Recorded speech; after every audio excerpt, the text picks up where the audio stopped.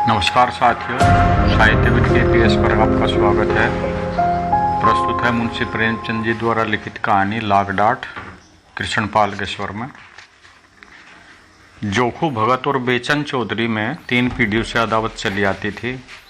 कुछ डांड मेंढ का झगड़ा था। उनके परदादाओं में कई बार खून खच्चर हुआ। बाप दादाओं के समय से मुकदमेबाजी शुरू हुई। दोनों कई बार हाईकोर्ट तक गए। लड़कों के समय में संग्राम की भीषणता और भी बढ़ी, यहाँ तक कि दोनों ही अशक्त हो गए। पहले दोनों इसी गांव में आधे आधे के हिस्सेदार थे। अब उनके पास झगड़ने वाले खेत को छोड़कर एक अंगुल जमीन न बची। भूमि गई, धन गया, मान मर्यादा गई, लेकिन वह विवाद जो का तो बना रहा। हाई कोर्ट के धुरंधर नीतिज्ञ एक मामूली सा झगड़ा तय न कर सके। इन दोनों सज्जनों ने गांव को 2 विरोधी दलों में विभक्त कर दिया था। एक दल की भंगबूटी चौधरी के द्वार पर छनती तो दूसरे दल के चरस गांजे के दम भगत के द्वार पर लगते थे। स्त्रियां और बालकों के भी 2 दल हो गए थे। यहाँ तक कि दोनों सज्जनों के सामाजिक और धार्मिक विचारों में भी विभाजन रेखा खींची हुई थी। चौधरी कपड़े पहने सत्तू खा लेते थे और भगत को ढोंगी कहते थे।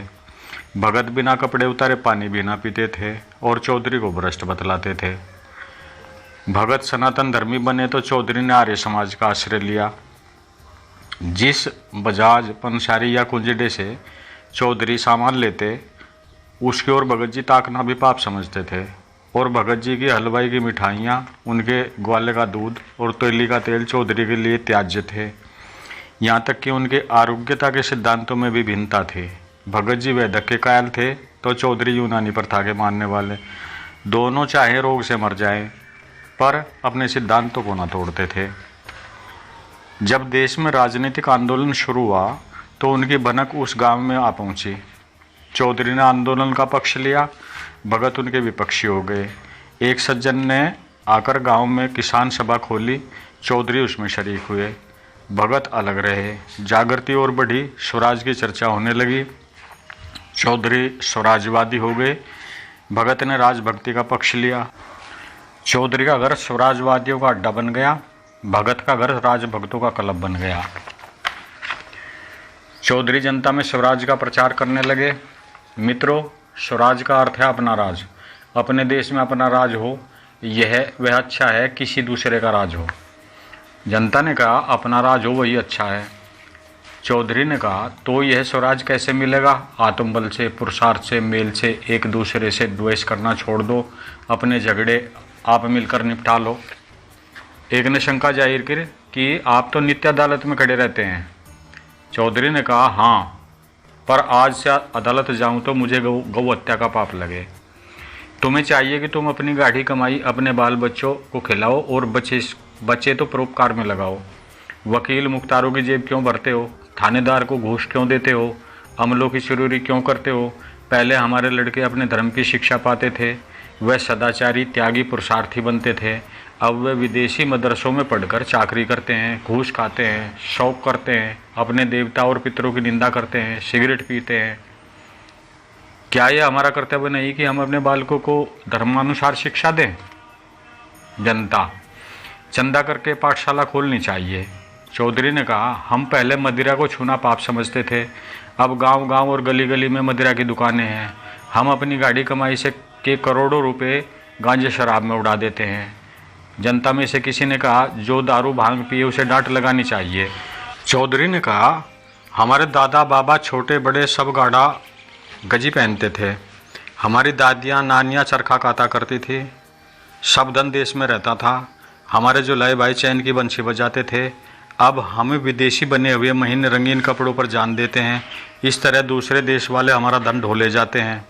बेचारे जुलाहे कंगाल हो गए हैं। क्या हमारा यही धर्म है कि हम अपने भाइयों की थाली छीनकर दूसरों के सामने रखते हैं? जनता में से कहा किसी ने गाढ़ा कहीं मिलता ही नहीं। चौधरी बोले अपने घर का बना हुआ गाढ़ा पहनो, अदालतों को त्यागो, नशेबाजी छोड़ो, अपने लड़कों को धर्म कर्म सिखाओ, मेल से रहो, बस यही स्वराज है। जो लोग कहते हैं कि स्वराज के लिए खून की नदियाँ बहेंगी, वे पागल हैं, उनकी बातों पर ध्यान मत दो। जनता ये सब बातें चाव से सुनती थी। दिनों दिन श्रोताओं की संख्या बढ़ती जाती थी। चौधरी के सब श्रद्धालु भाजन बन गए थे। भगत जी की राजभक्ति का उपदेश करने लगे।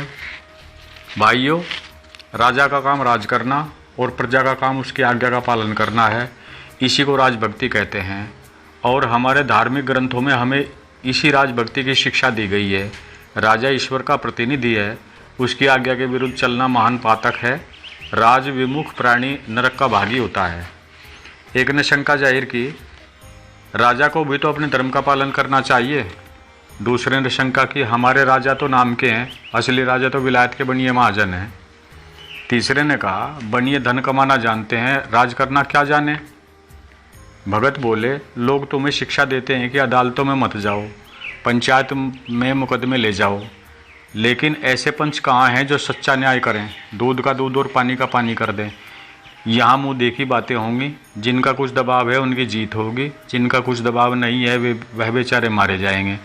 अदालतों में सब कार्रवाई कानून पर होती है, वहाँ छोटे बड़े सब बराबर हैं, शेर बकरी एक घाट पर पानी पीते हैं। एक ने कहा, अदालतों का न्याय कहने को ही है, जिसके पास बने हुए गवाह और दाव पेंच खेले हुए वकील होते हैं उसी की जीत होती है।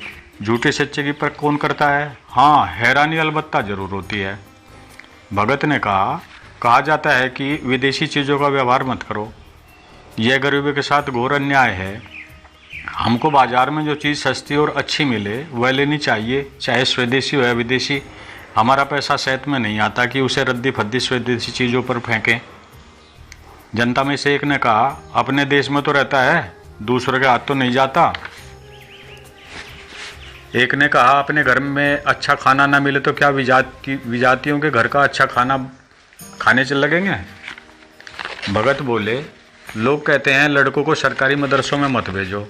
सरकारी मदरसों में न पढ़ते तो आज हमारे भाई बड़ी बड़ी नौकरियां कैसे पाते, बड़े बड़े कारखाने कैसे बना लेते। बिना नई विद्या पढ़े अब संसार में निर्वाह नहीं हो सकता। पुरानी विद्या पढ़कर पत्रा देखने और कथा बाँचने के सिवाय और क्या आता है? राजकाज का पट्टी पोथी बाँचने वाले लोग करेंगे। एक ने कहा, हमें राजकाज नहीं चाहिए, हम अपनी खेती बाड़ी ही में मगन हैं, किसी के गुलाम तो नहीं। दूसरे ने शंका जाहिर की, जो विद्या घमंडी बना दे उससे मूर्ख ही अच्छा। नई विद्या पढ़कर तो लोग सूट बूट घड़ी छड़ी हेडकोट लगाने लगते हैं और अपने शौक के पीछे देश का धन विदेशियों की जेब में भरते हैं। ये देश के द्रोही हैं। भगत बोले, गांजा शराब की ओर आजकल लोगों की कड़ी निगाह है, नशा बुरी लत है, इसे सब जानते हैं।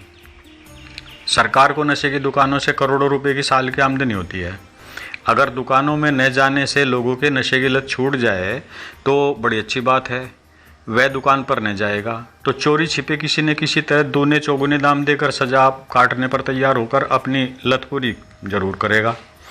तो ऐसा काम क्यों करो कि सरकार का नुकसान अलग हो और गरीब रैयत का नुकसान अलग हो, और फिर किसी किसी को नशा खाने से फ़ायदा होता है।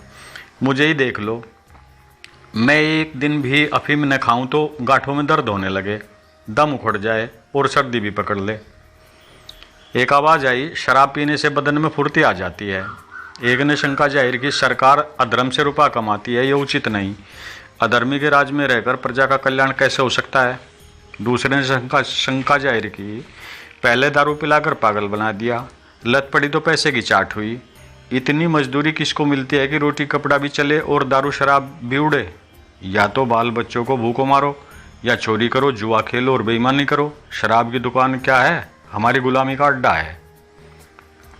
चौधरी के उपदेश सुनने के लिए जनता टूटती थी, लोगों को खड़े होने की जगह भी ना मिलती। दिनों दिन चौधरी का मान बढ़ने लगा। उनके यहाँ नित्य पंचायतों में राष्ट्र उन्नति की चर्चा रहती। जनता को इन बातों में बड़ा आनंद और उत्साह होने लगा। उनके राजनीतिक ज्ञान की वृद्धि होने लगी। वह अपना गौरव और महत्व समझने लगे। उन्हें सत्ता का अनुभव होने लगा। निरंकुशता और अन्याय पर अब उनकी तैयारी चढ़ने लगी। उन्हें स्वतंत्रता का स्वाद मिला। घर की रुई, घर का सूत, घर का कपड़ा, घर का भोजन, घर की अदालत, न पुलिस का भय, न अमला की खुशामद, सुख और शांति से जीवन व्यतीत करने लगे। कितनों ही ने नशेबाजी छोड़ दी और सद्भावों की एक लहर सी दौड़ने लगी। लेकिन भगत जी इतने भाग्यशाली न थे। जनता को दिनों दिन उनके उपदेशों से अरुचि होती जाती थी। यहाँ तक कि बहुधा उनके श्रोताओं में पटवारी, चौकीदार, मुद्रिस और इन्हीं कर्मचारियों के मित्रों के अतिरिक्त और कोई ना होता था। कभी कभी बड़े हाकिम भी आ निकलते और भगत जी का बड़ा आदर सत्कार करते। जरा देर के लिए भगत जी के आंसू पहुँच जाते, लेकिन अक्षण भर का सम्मान आठों पैर के अपमान की बराबरी कैसे करता। जिधर निकल जाते उधर ही उंगलियां उठने लगती। कोई कहता खुशामदी टट्टू है, कोई कहता खुफिया पुलिस का भेदी है। भगत जी अपने प्रतिद्वंदी की बड़ाई और अपनी लोक निंदा पर दांत पीस पीस कर रह जाते थे। जीवन में पहला ही अवसर था कि उन्हें सबके सामने नीचा देखना पड़ा। चिरकाल से जिस कुल मर्यादा की रक्षा करते आए थे और जिस पर अपना सर्वस्व अर्पण कर चुके थे, वह धूल में मिल गई। यह दाह में चिंता उन्हें एक क्षण के लिए चैन न लेने देती। नित्य समस्या सामने रहती थी। अपना खोया हुआ सम्मान क्यों कर पाऊँ, अपने प्रतिपक्षी को क्यों कर पददलित करूं, कैसे उसका गरूर तोड़ूं। अंत में उन्होंने सिंह को उसी की मान में पछाड़ने का निश्चय किया। संध्या का समय था। चौधरी के द्वार पर एक बड़ी सभा हो रही थी। आसपास के गांव के किसान भी आ गए। हजारों आदमियों की भीड़ थी। चौधरी उन्हें स्वराज विषयक उपदेश दे रहे थे। बार बार भारत माता की जय जयकार की ध्वनि उठती थी। एक और स्त्रियों का जमाव था। चौधरी ने अपना उपदेश समाप्त किया और अपनी जगह पर बैठे। स्वयं सेवकों ने स्वराज फंड के लिए चंदा जमा करना शुरू किया कि इतने में भगत जी न जाने किधर से लपके हुए आए और श्रोताओं के सामने खड़े होकर उच्च स्वर में बोले, भाइयों, मुझे यहाँ देखकर अचरज मत करो। मैं स्वराज का विरोधी नहीं हूँ। ऐसा पतित कौन प्राणी होगा जो स्वराज का निंदक हो, लेकिन इसके प्राप्त करने का वह उपाय नहीं है जो चौधरी साहब ने बताया है। और इसी पर तुम लोग लट्टू हो रहे हो। जब आपस में फूट और रार है, पंचायतों से क्या होगा। जब विलासिता का भूत इस सिर पर सवार है तो नशा कैसे छूटेगा। मदिरा की दुकानों का बहिष्कार कैसे होगा। सिगरेट, साबुन, मोजे, बनियान, तंजेब से कैसे पीड़ छूटेगा। जब रोब और हुकूमत की लालसा बनी हुई है तो सरकारी मदरसे कैसे छोड़ोगे। विधर्मी शिक्षा की बेड़ी से कैसे मुक्त हो सकोगे। स्वराज लेने का केवल एक ही उपाय है और वह है आत्मसंयम। यही महाऔषधि तुम्हारे समस्त रोगों को समूल नष्ट करेगी। आत्मा को बलवान बनाओ, इंद्रियों को साधो, मन को वश में करो, तो तुम में भ्रातृभाव पैदा होगा। तभी वह मनुष्य मिटेगा, तभी ईर्ष्या और द्वेष का नाश होगा, तभी भोग विलास से मन हटेगा, तभी नशेबाजी का दमन होगा। आत्मबल के बिना स्वराज कभी उपलब्ध न होगा। श्रम सेवा सब पापों का मूल है। यही तुम्हें अदालतों में ले जाता है। यही तुम्हें विधर्मी शिक्षा का दास बनाए हुए है। इस पिशाच को आत्मबल से मारो और तुम्हारी कामना पूरी हो जाएगी। सब जानते हैं मैं 40 साल से अफीम का सेवन करता हूँ। आज से मैं अफीम को गौ रक्त समझता हूँ। चौधरी से मेरी 3 पीढ़ियों की अदावत है। आज से चौधरी मेरे भाई हैं। आज से मुझे या मेरे घर के किसी प्राणी को घर के कते सूत से बुने हुए कपड़े के सिवाय और कुछ पहनते देखो तो जो दंड चाहे दो। बस मुझे यही कहना था। परमात्मा हम सब की इच्छा पूरी करे।